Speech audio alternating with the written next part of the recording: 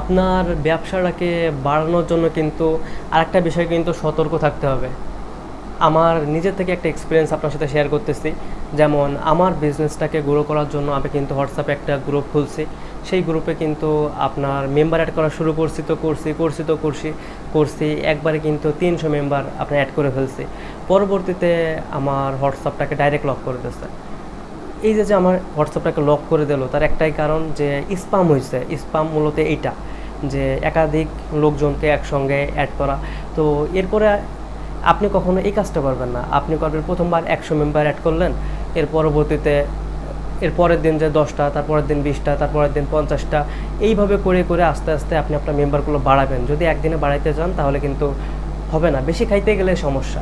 অল্প অল্প করে খান, দেখবেন খুব ভালো পরিমাণ আসবে।